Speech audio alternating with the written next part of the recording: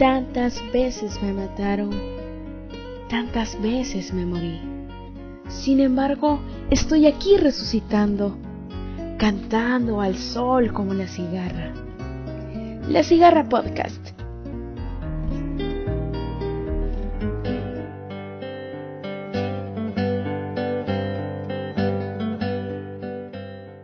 Bienvenidas y bienvenidos una vez más a esta última entrega de La Cigarra Podcast de su primera temporada. En este capítulo estaremos abordando el tema de la educación en la cuarentena y pos la cuarentena. En este último programa del podcast tenemos dos invitadas especiales, dos estudiantes de la Universidad de El Salvador. Una es Ana Gómez y Lorena Castro. Ana es estudiante de quinto año de la carrera de periodismo de la Universidad de El Salvador y miembro también del Consejo Superior Universitario. Lorena Castro es docente con especialidad en lenguaje y literatura y actualmente es estudiante de quinto año de la licenciatura en Ciencias de la Educación, siempre de la universidad, y trabaja como maestra de tercer ciclo y bachillerato en el sector privado. Bienvenidas, compañeras, ¿cómo han estado? ¿Cómo les ha tratado la vida? Pues primero agradecer por la invitación que me han hecho a participar en este podcast, y pues aquí estamos listas para responder sus preguntas, sus dudas sobre la educación en este tiempo de cuarentena. Muchísimas gracias por invitarme, es un gusto estar aquí con ustedes. Bueno, quizás para empezar este último programa y también contextualizar un poco, en los anteriores podcasts hemos tocado diferentes temas, ya sea de la salud mental, la salud como tal, la violencia hacia las mujeres, que es un tema que no se toca, no se habla actualmente ni en los medios de comunicación y mucho menos por parte del gobierno. Y esta vez nos ha tocado sobre la educación.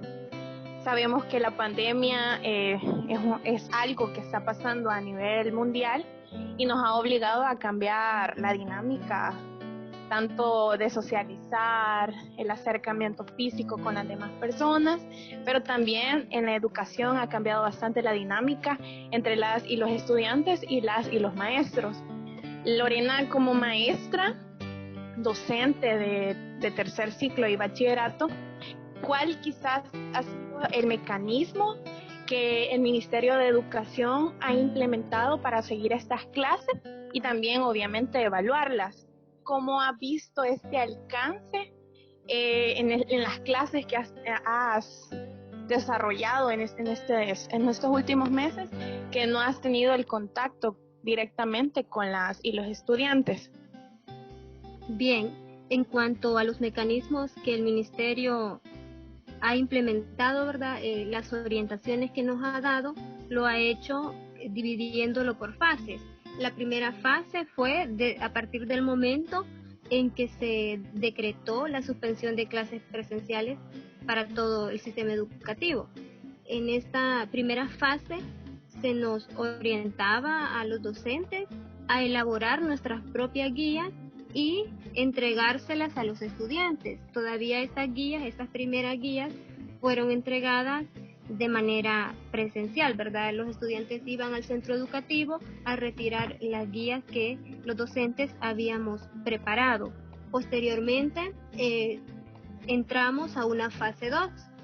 En esta fase 2, debido a que en la anterior fase hubo algunas quejas de padres de familia, de estudiantes que decían que mucho se les estaba cargando de trabajo, el ministerio optó mejor por diseñar ellos las guías y enviarlas a los estudiantes, ¿verdad? En este caso, el ministerio envió la guía de manera virtual, también entregó las guías en físico para aquellas personas que no tenían acceso a internet. Y actualmente nos encontramos en una fase, en la fase número 3.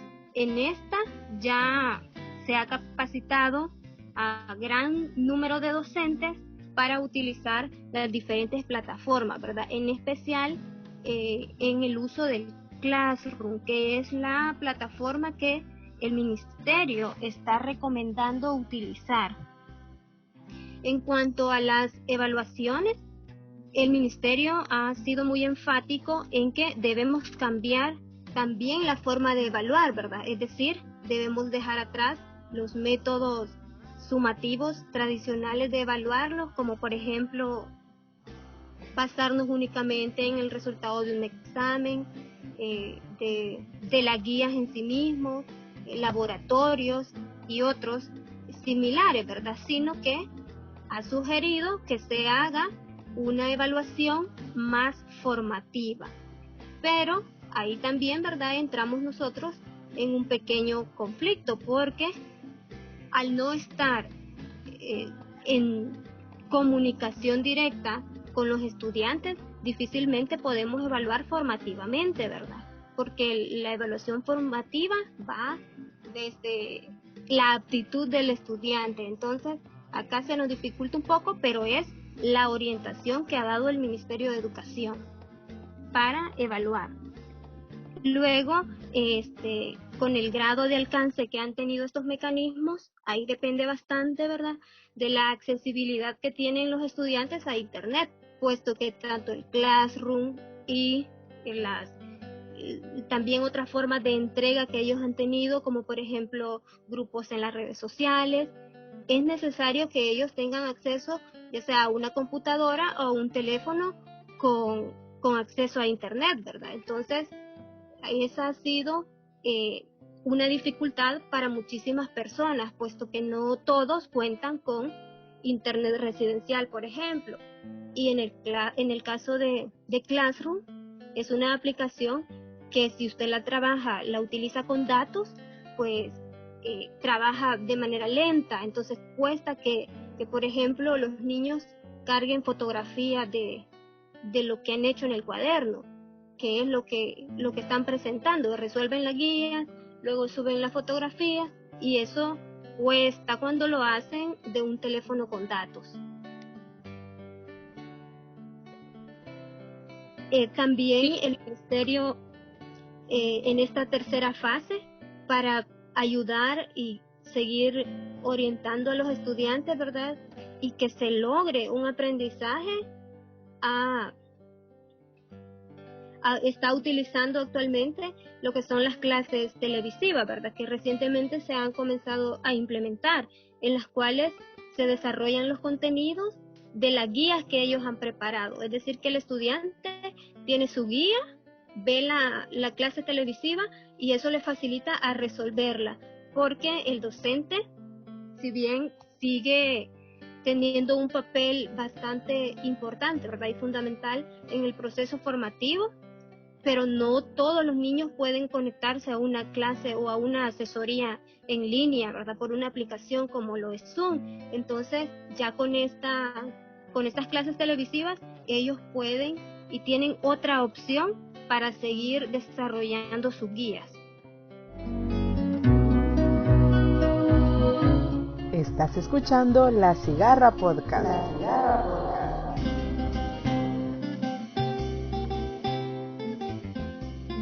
Y fíjate que ese es un punto bastante interesante, porque no solo se ha dado este tipo de problemáticas a nivel bachillerato o básica, sino que también lo hemos visto en la universidad. Solo de los 50,000 estudiantes inscritos en la UES, 6,400 no han recibido clases, por ejemplo, en todo lo que es la cuarentena por falta de Internet. Es decir, que esta deficiencia todavía aumenta más porque no se cuenta con esos recursos económicos o recursos como la accesibilidad del Internet, de un equipo tecnológico que también resista las plataformas en las cuales se están impartiendo este tipo de clases, o los mecanismos que también las docentes y los docentes están implementando en los diferentes niveles educacionales. Ana, si nos podés comentar cómo has vivido como estudiante activa de la universidad esa forma o esta nueva forma de educación en línea. Sí, la verdad es que para la universidad fue bien sorpresivo entrar a una modalidad en línea, porque se tienen diferentes dificultades. Tienen dificultades en tema de planta docente, los estudiantes, los recursos, en que la naturaleza de las materias pues fueron creadas de una forma presencial, y acoplarlas a esta forma virtual era un reto tanto para los estudiantes como para los docentes. Para los docentes porque hubo bastante desconocimiento de las plataformas que se deben utilizar para realizar este tipo de aprendizaje, y de los estudiantes porque se desconocía totalmente cuántos estudiantes tenían acceso a una tablet, a un celular, a internet, a datos, y eso pues hubo un cierto tiempo en la universidad que no se estuvo recibiendo clase y que se estaba esperando una respuesta de parte de las autoridades para saber si el ciclo iba a continuar o se iba a paralizar totalmente. Ya como a mitad de abril pues se anunció que el ciclo se iba a continuar de forma virtual y que se iba a culminar de esta forma. Hay bastantes dificultades en el tema de que hay estudiantes que han decidido retirar la materia, y ellos pues ya sea por tema económico o porque no tienen, quizás la zona donde ellos viven no tienen un alcance para recibir sus clases, pues han decidido hacer esto. También la saturación también ha creado un cierto estrés en los estudiantes, que hay muchas actividades y que de cierta forma la modalidad presencial se quiere implementar como si fuera en la virtual. O sea, no se trata de acoplar o de hacer una metodología que sea amigable para los estudiantes y que su proceso de aprendizaje sea efectivo. Entonces, ese de las complicaciones que se tienen, así como las evaluaciones, que no es lo mismo hacer una evaluación de forma presencial con papel y lápiz, en el que has recibido las clases durante la semana y que podés tener asesorías con los docentes en un horario flexible, que estar en la modalidad virtual. En algunos docentes a veces solo comparten documentos PDF, otros hacen videos, otros sí hacen el esfuerzo de reunirse con sus estudiantes y explicar ciertas dudas que puedan tener los estudiantes. Pero no es lo mismo, y unos aprenden más, y otros pues se les ha dificultado de esa forma. Entonces la universidad sí prácticamente todavía se está acoplando, todavía tiene bastantes aspectos que mejorar, y pues para el ciclo 02 se viene ese reto, porque ya las autoridades anunciaron que el ciclo 2 va de forma virtual.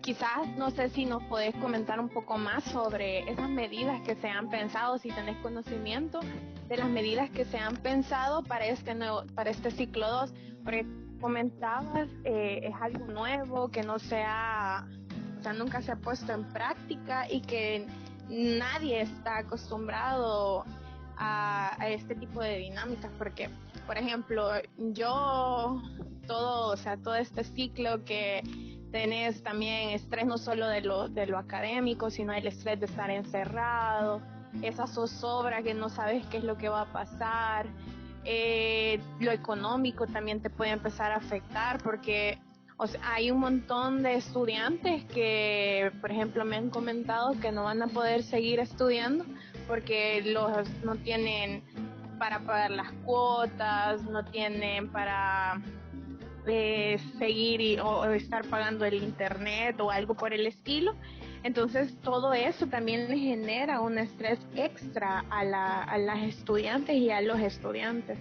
Entonces quizás esos mecanismos que como universidad se han pensado, y quizás también agregar de lo que nos estabas comentando, la forma en cómo se ha abordado ha sido un prueba y error, en realidad, que sí ha generado bastante estrés en todos, porque no es lo mismo de estar sentado enfrente docente, de tus compañeros, de tu docente, donde te explican detalladamente cuáles son esos temas, y quizás también la frustración de no poder hacerlo de parte del docente, de explicarte o no saber cómo hacerlo, hace que te sobrecargue con documentos o más trabajo para que vos logres hacer ese análisis profundo que quizás lo puedes lograr estando en las aulas de clase. Pero quizás eso, Ana, de qué medidas se han pensado para este ciclo 2, si a los docentes se les van a seguir capacitando, o la universidad ha pensado hacer otro tipo de mecanismos para sobrellevar esta educación en línea, que tampoco como universidad estábamos preparados, pues porque sí hay educación en línea, pero no son todas las carreras, y hoy por obligación tienen que hacer todas las carreras, el trasladar las aulas físicas a las aulas virtuales. Bueno, con eso comentarte que a mediados de abril, como sector estudiantil en el Consejo, comenzamos a discutir unos lineamientos para beneficiar a los estudiantes, porque no había una normativa general que indicara cómo se iba a llevar la forma virtual en la universidad. Y ahí fue donde se indicó que se hiciera una prórroga del ciclo 01, que los docentes fueran capacitados en las plataformas que ofrece la universidad para impartir sus clases. También se les instó de que los estudiantes que no tuvieran oportunidad de recibir sus clases durante el ciclo de forma virtual, que al regresar de forma presencial recibieran un refuerzo. Pensábamos que la cuarentena iba a terminar pues ahí por mayo, todavía quizás alargándolo un poquito a junio, pero pues como vemos ahorita la situación del país, esto va para largo, y a ese refuerzo pues siempre se está pensando realizarse, pero ya con otra propuesta que el rector de la universidad anunció hace poco sobre 2 propuestas que fue a dar a la asamblea. Eso para resolver el problema de la conexión, donde una era la creación de un punto de acceso de APN, o sea, una red, y que eso fuera posible con una SIM.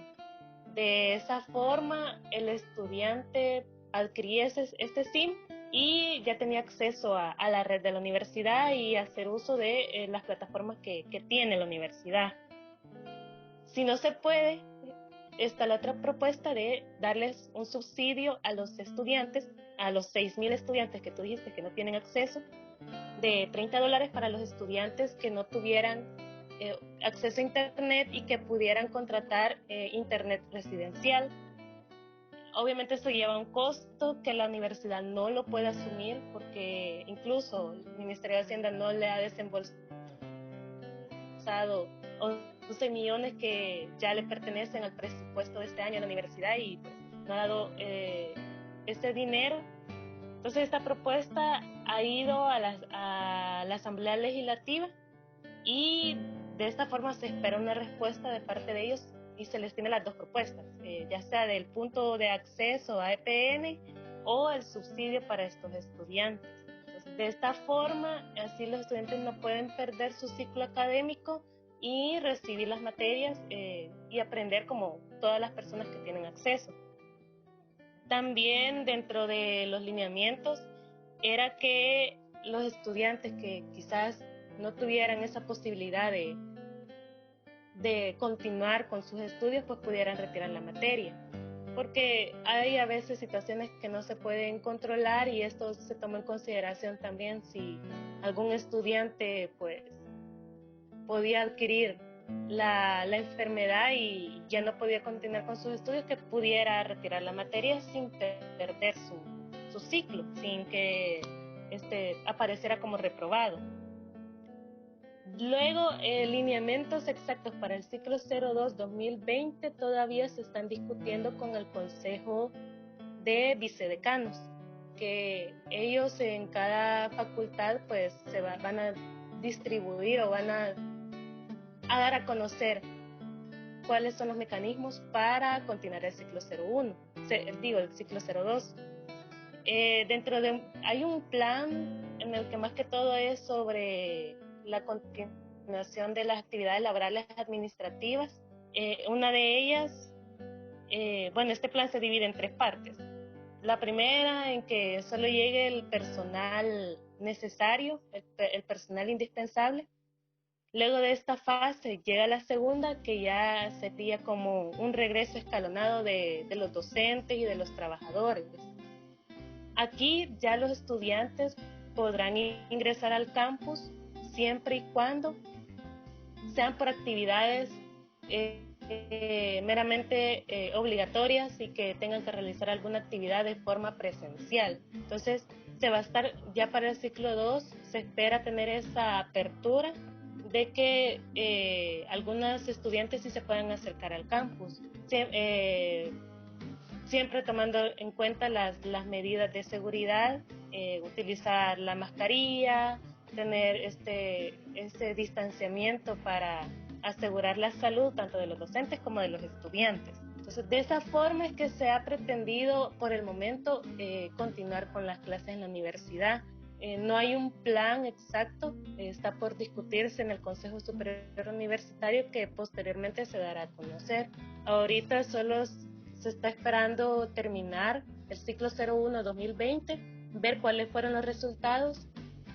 Se ha solicitado también informes de todas las facultades de cuáles han sido las dificultades que tienen y cuáles son los docentes también que por algún motivo, porque también hay docentes que vacacionan recibir sus clases y ya se han pasado el ciclo. Entonces también la universidad ha mantenido o ha procurado estar informado de cuáles son las situaciones en todas las facultades, tanto en el campus central como en la multidisciplinaria de Occidente, en la paracentral y en la de San Miguel. Bueno, eso es lo que prácticamente se ha contemplado como universidad. Síguenos en Facebook, Instagram y YouTube como Fuerza Estudiantil Salvadoreña y en Twitter como @FES_estudiantil.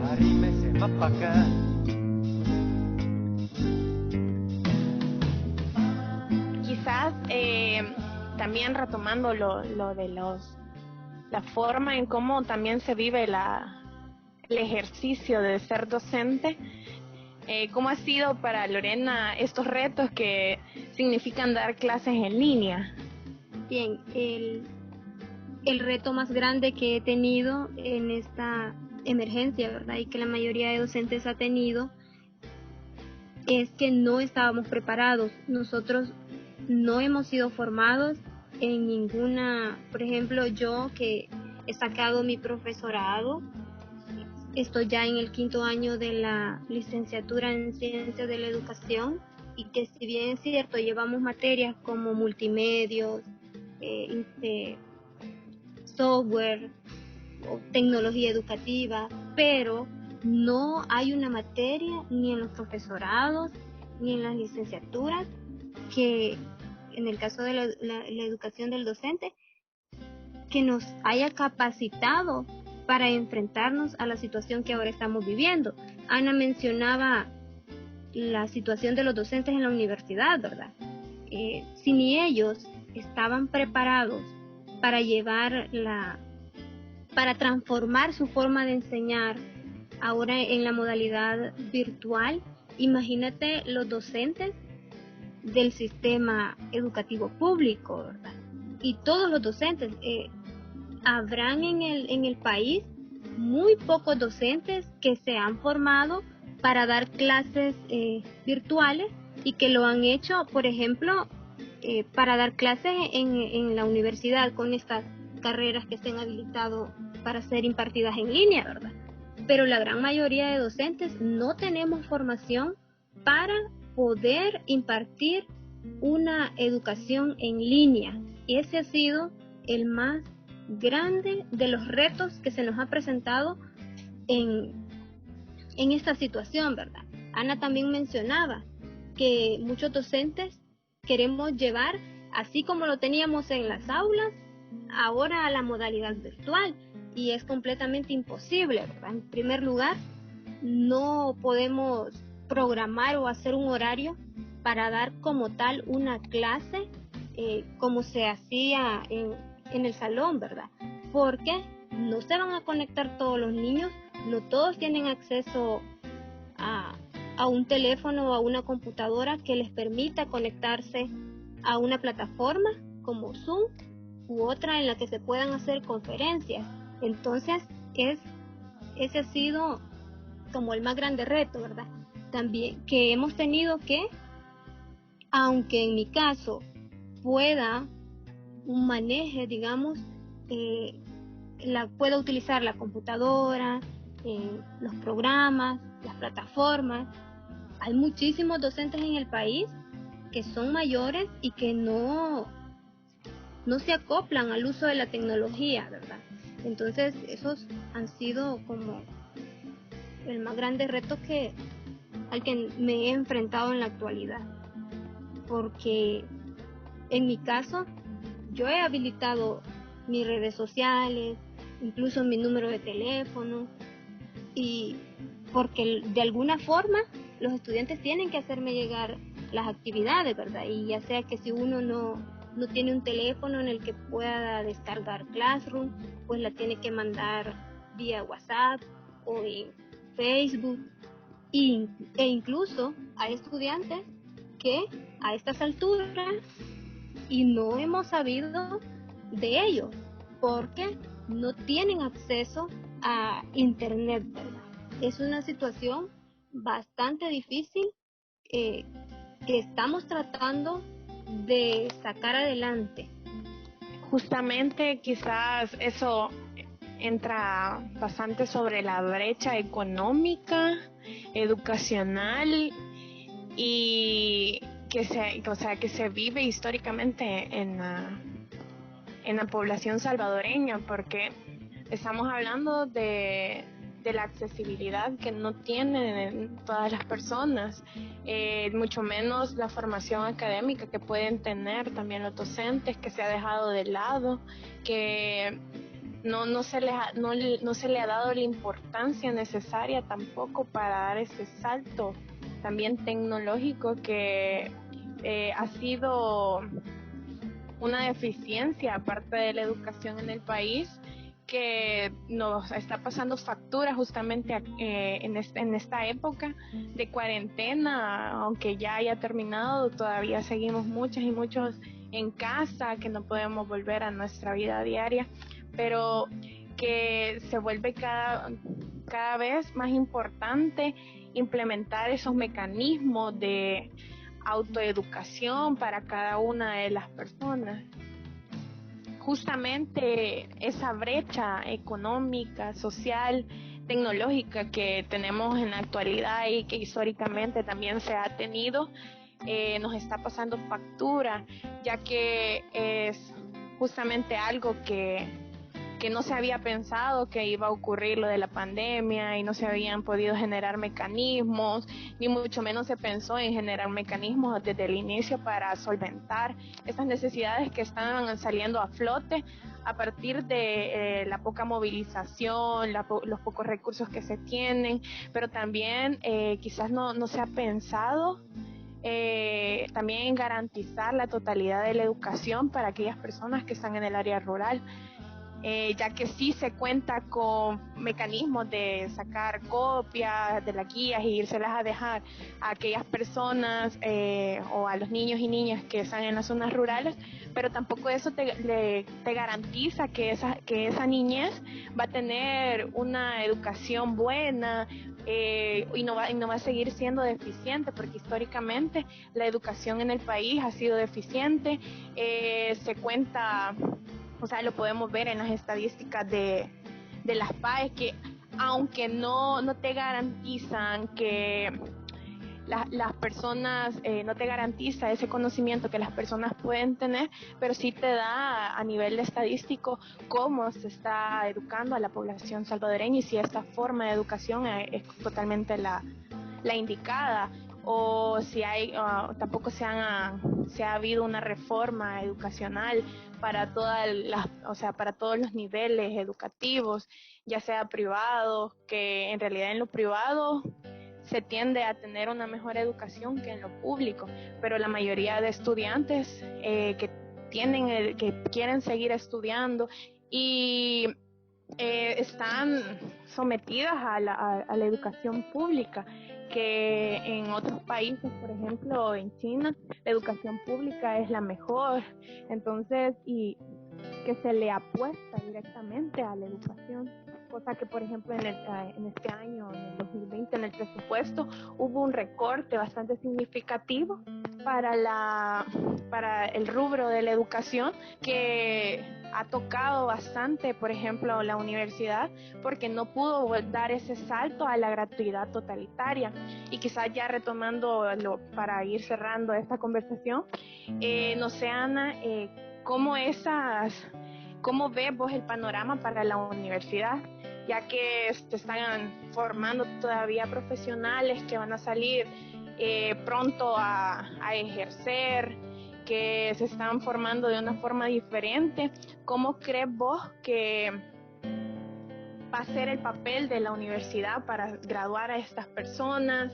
¿Y cuál ha sido el papel de la universidad frente a la pandemia? Estás escuchando La Cigarra Podcast.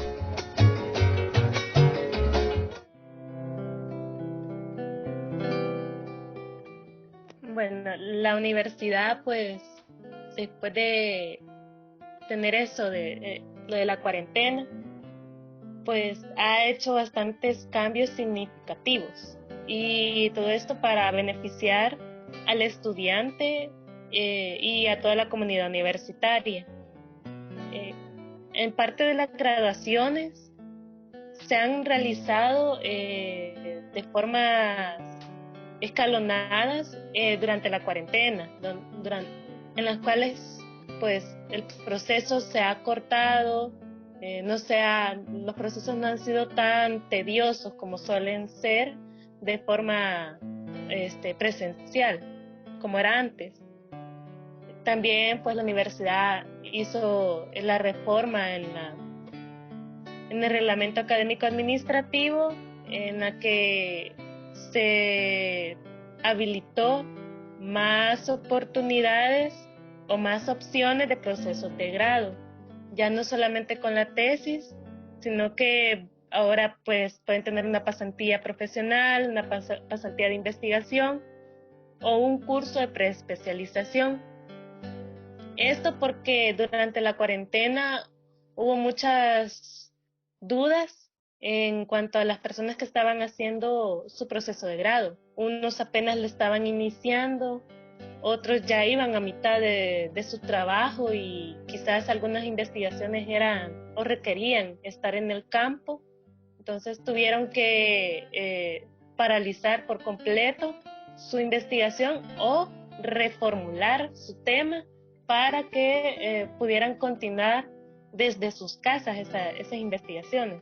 Entonces ahora ya la universidad y las diferentes facultades van a poder tener este tipo de opciones, y obviamente requiere más trabajo de planificación, más presupuesto también, porque no es fácil al menos tener un curso de especialización y tener a los docentes pues capacitados para que puedan impartir estas clases. De igual forma, ya la universidad va en vía de irse o de digitalizar todos sus procesos, ya que antes, cuando un estudiante iba a la académica, quizás al primer año de su ingreso iba a dejar los documentos como su PAES, su título de bachillerato, y ya cuando pasan los 5 años o más de su carrera, que para iniciar el proceso de graduación, las mismas académicas le vuelven a pedir el título de bachillerato, las notas de PAES y otros documentos que se supone que ya tienen. Entonces ya la universidad ya no pretende volver a pedir esos documentos, sino que de forma responsable las académicas tienen que guardar esos documentos y solamente tenerlos ahí y ya no volverlos a solicitar. Entonces ya de esa forma también se facilita bastante el trabajo de la universidad y de los procesos de los estudiantes. Igual los cambios de carrera, los retiros, las inscripciones, las activaciones, que ya se pueden hacer desde la plataforma de la universidad, desde el expediente.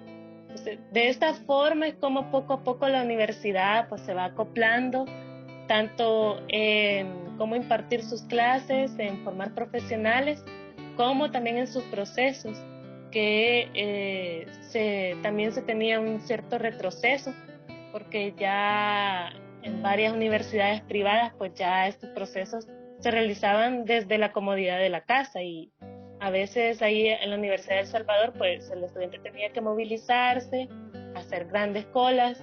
Entonces ya se empieza a dinamizar la universidad desde esta forma. También durante la pandemia la universidad ha tomado un papel muy importante y tomó la iniciativa de crear GELs para proporcionárselo a su planta de trabajadores, también para proporcionarle a comunidades de escasos recursos que no podían tener acceso a un gel o a algún tipo de producto para desinfectar pues, el medio ambiente o el espacio donde ellos conviven diariamente.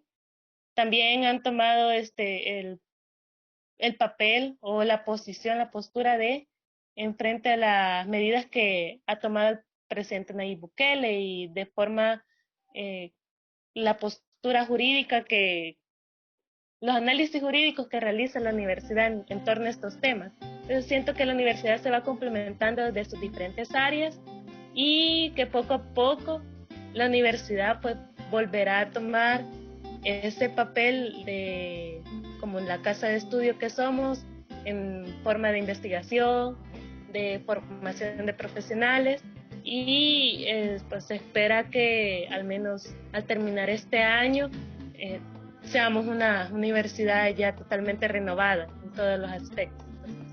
Bueno, justamente eso, el renovarse, dar un salto y transformar, creo que es un reto que tenemos todas y todos en la sociedad, porque no tenemos que mentalizarnos que esta forma de vida va a perdurar por mucho tiempo, y hay que transformar la forma en cómo nos vamos a educar, la forma en cómo vamos a enseñar, la forma en cómo vamos a tener esta vida que afrontarla.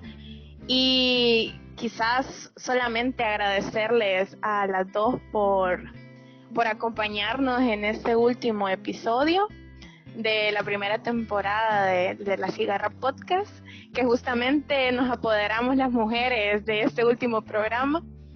Y bueno, ya que llegamos al final, agradecerles Ana y Lorena por acompañarnos, por conversar, por darnos ese conocimiento que ustedes tienen desde las diferentes áreas en las que nos manejamos también, y una perspectiva que nos permite ampliar los procesos académicos y profesionales que también se ven afectados por esta pandemia y que se van a seguir viendo afectados si no se generan aquellas condiciones para que las y los docentes o las maestras o los estudiantes y las estudiantes puedan dar ese salto y mejorar también académicamente.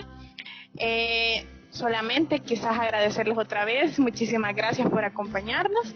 Gracias a ustedes por la invitación. Ha sido un gusto estar acá. Igualmente les agradezco la invitación. Fue un momento donde se aprovechó bastante las experiencias de cada una y esperamos que pues sea útil para las personas que nos estén escuchando. Bueno, sin más que agregar, hemos llegado al final de esta última entrega de La Cigarra Podcast. Muchas gracias por escucharnos y no se olviden de seguirnos en nuestras redes sociales para estar al tanto de la próxima temporada. Me despido de ustedes, fue un gusto acompañarlos. Hasta la próxima.